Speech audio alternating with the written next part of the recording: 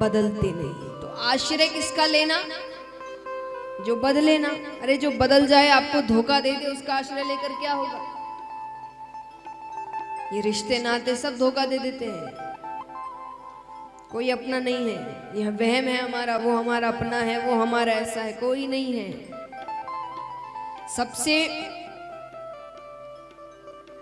सबसे बड़ा सत्य, सोचिए उस समय शायद ही कोई व्यक्ति किसी के लिए झूठ बोले या गलत सोचे, पर जब किसी की मृत्यु हो जाती है तो उसके कई ऐसे अपने होते हैं, बहुत अपने, जो रो रहे होते हैं और ये कह रहे होते हैं कि उसको क्यों ले गए, मुझे क्यों नहीं ले गए। कई कह रहे होते हैं, हम सभी जानते हैं परिवार में किसी ना किसी की मृत्यु हो, या हमें भी ले जाओ। किसी दिन सच में यमराज आ गए ना, तो उसको छोड़ो, तुम चलो, बहुत जल्दी है ना, चलो। एक जाने को तैयार नहीं हो। जो वहां पर रो रहा है ना कि मुझे ले जाओ, वो इसीलिए क्योंकि उसको पता है ऐसा होने नहीं वाला। लेकिन जिस दिन ये चीजें होनी शुरू हो गई ना, कि मुख से कहते ही यमराज लेने आ गया, एक व्यक्ति नहीं कहने वाला ये लाइन, ये आप मुझसे लिखवा लो, कितना ही अपना हो। तो इतना अपना तो दुनिया में कोई नहीं जो आपके साथ ऊपर, तो इतना प्रेमी दुनिया में कोई नहीं है। सब स्वार्थ के रिश्ते हैं। कहते हैं कि सुर नर मुनि सबकी यही रीति, स्वार्थ लागी करे सब प्रीति। कि सबकी एक ही रीति है, जब स्वार्थ होता है तब सबका प्रेम जागता है। स्वार्थ खत्म, प्रेम खत्म। लेकिन इन सब में सिर्फ एक ऐसा रिश्ता है जो स्वार्थ का नहीं है, उनकी तरफ से। हमारी तरफ से तो वो रिश्ता भी स्वार्थ का है। भगवान को भी मनाने तभी जाते जब कोई काम होता है, वरना कोई भगवान को याद नहीं करता। ऐसा ही नहीं कहते हारे का सहारा। एक बात बताइए, भगवान कैसे नाम रखे गए? हारे का सहारा या दुख का साथी क्यों कहा गया है? सुख का साथी क्यों नहीं? बताओ, सुख का साथी क्यों नहीं है? सुख में कोई याद ही नहीं करता। महाभारत में आई ऐसी इतनी बातें होंगी, या तो पहले आप शांत होइए।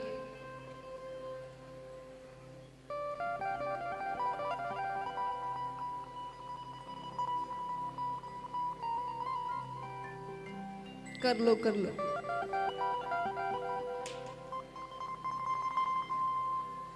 देश संभालने की बातें होंगी जरूर।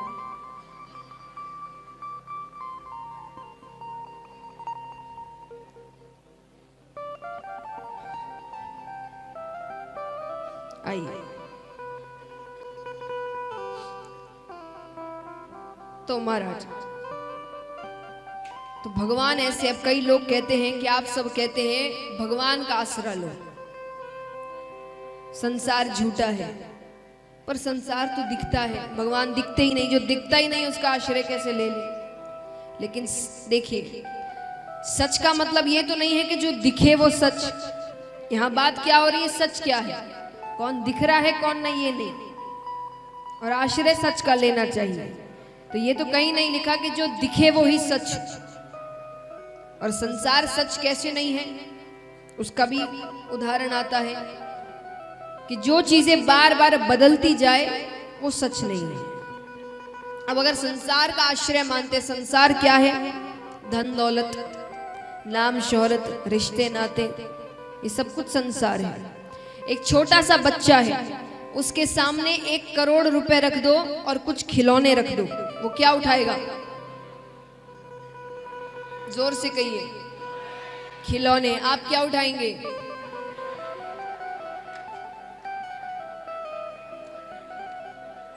बदल गया ना आश्रय।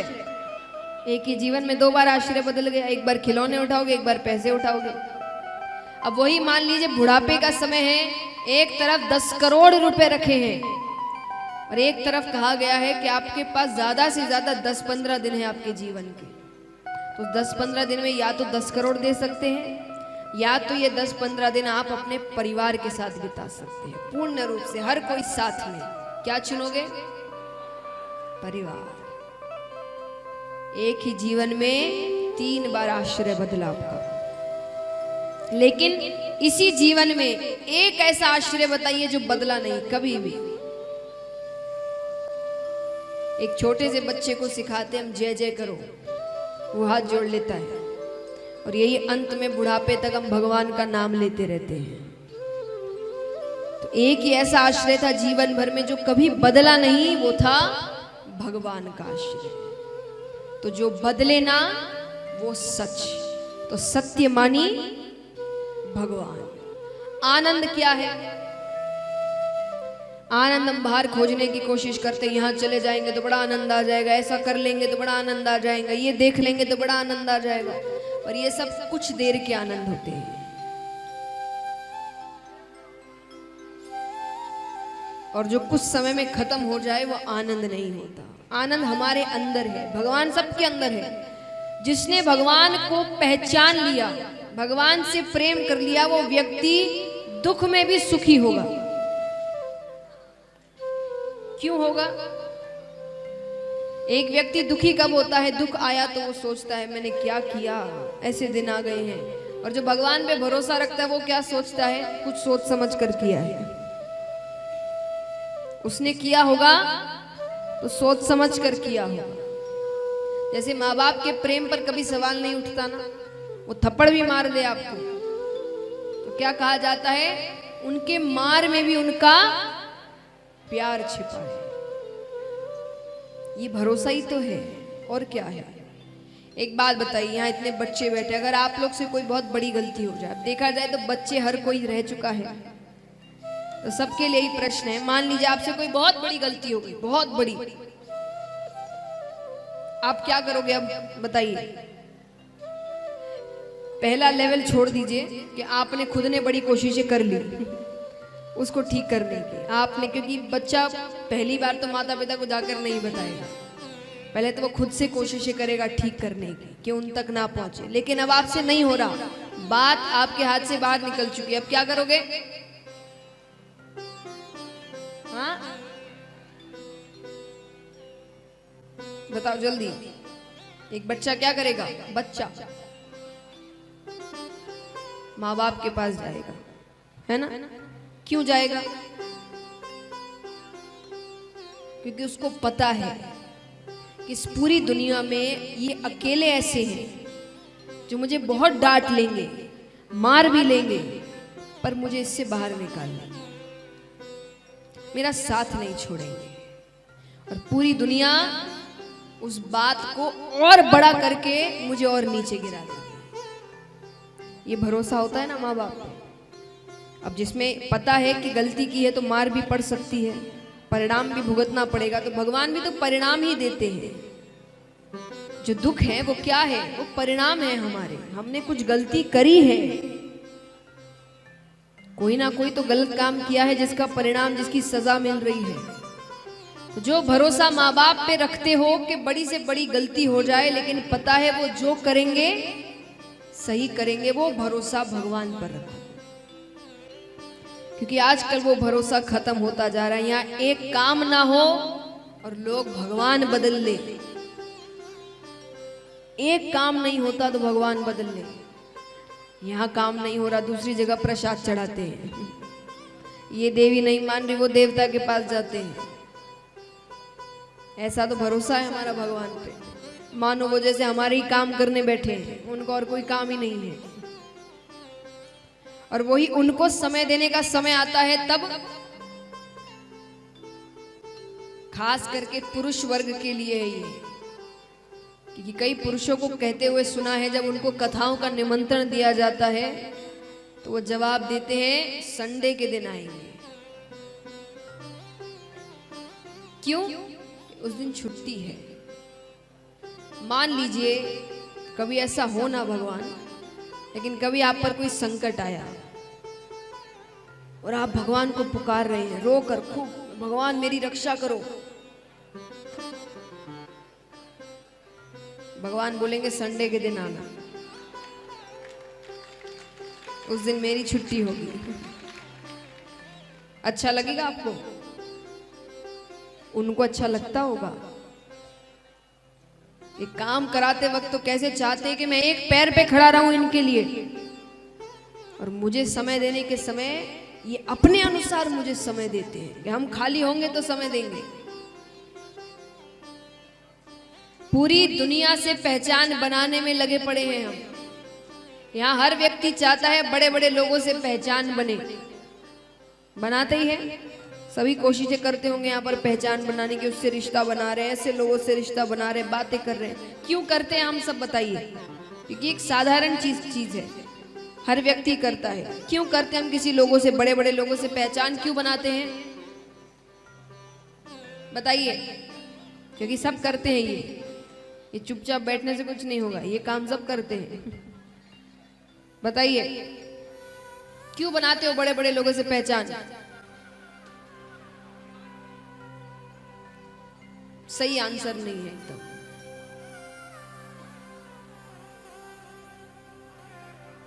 हाँ, कि जब कोई काम पड़े, कोई दिक्कत आए तो वो काम आए।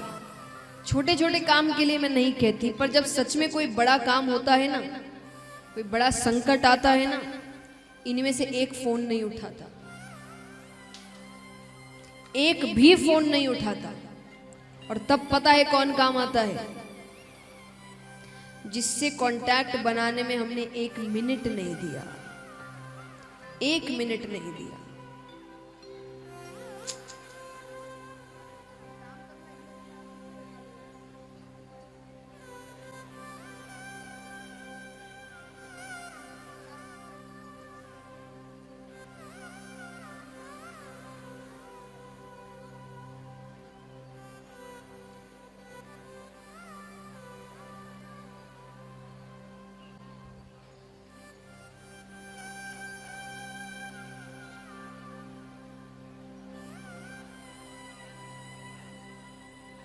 तो जब सच में संकट के दिन आते हैं, तब एक ही व्यक्ति काम आता है जिससे संबंध बनाने में आपने बिल्कुल समय नहीं दिया।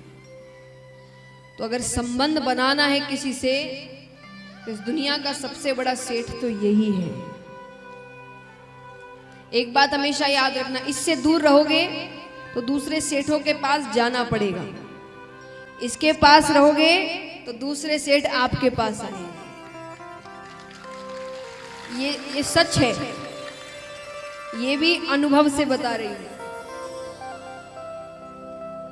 इसके बिना रहोगे तो दूसरों के पास जाना पड़ेगा, और इसके साथ रहोगे तो दूसरे आपके पास आएंगे। ये कृपा है इनकी। तो महाराज, और तापत्रय विनाशाय श्री कृष्णाय वयम नमः। 3 तरह के ताप होते हैं जो सांसारिक जीवन में जीते हैं, उन सभी के दैहिक, दैविक और भौतिक। भगवान इन तीनों तरह के तापों से हमें मुक्त करते हैं। लेकिन मुक्त कैसे करें, उनकी कृपा कैसे हो, भगवान को अपने वश में कैसे करें, भगवान को अपना कैसे बनाएं, भगवान की कमजोरी क्या है? पता है किसी को यहाँ पर भगवान की क्या कमजोरी है?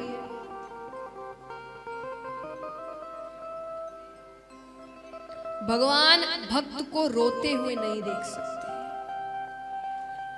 मैं नहीं कह रही, लिखा गया है। भगवान भक्त को रोते हुए नहीं देख सकते। भगवान कहते हैं, सन्मुख होए जीव मोहे जबहि। पापी से पापी भी एक बार मुझे रोकर पुकार ले कि हे नाथ, मैं आपका हूं, मैंने लाखों गलतियां करी होगी पर अब मैं आपका हूं।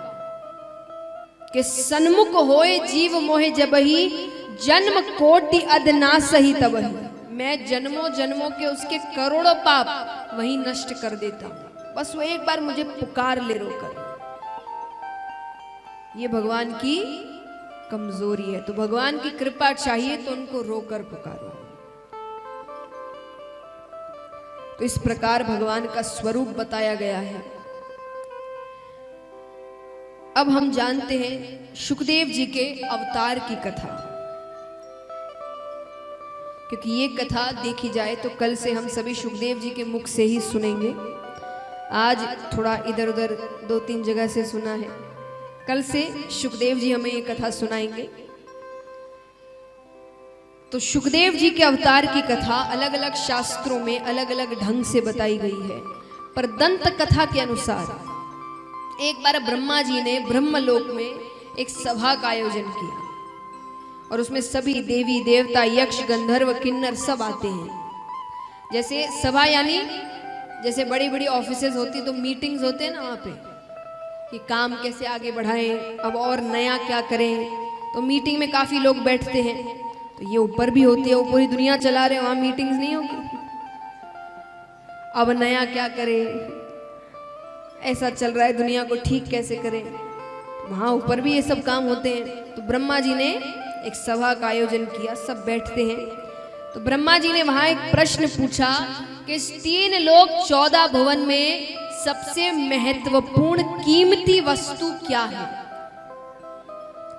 अब सब अपनी अपनी राय दे रहे हैं, कोई कहे कि हीरा, कोई कहे सोना स्वर्ण, कोई कहे चांदी।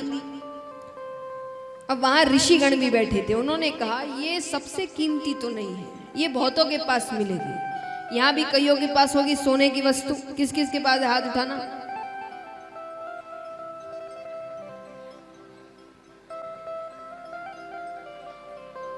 कैमरा आपकी तरफ भी नहीं है और मैं मांगूंगी भी नहीं, आप हाथ उठा सकते हैं। अब सब हाथ उठा ले, वाह। किस किस के पास सोने की वस्तु है, मात्रा नहीं पूछ रही मैं, चाहे इतना सा भी हो, वो भी सोने की वस्तु हुई ना। किस किस के पास है हाथ उठाना। वो देखो उन्होंने फोटो ले ली। यानी अर्थ क्या है कि अब इतने सारे लोगों ने हाथ उठाया, माने तो ये कोई बहुत कीमती वस्तु हुई नहीं। जो कईयों के पास मिल जाए वो सबसे महत्वपूर्ण तो नहीं हुई। तो ऋषिगणों ने कहा तो ये तो कईयों के पास मिलेगी, इसमें सबसे कीमती या सबसे महत्वपूर्ण वाली बात तो कुछ नहीं है। तो सबने कहा तो आप बताइए ऐसी कौन सी चीज है जो हर किसी के पास नहीं मिलती। तब उन्होंने कहा अगर ऐसी कोई वस्तु है तो वो है प्रेम।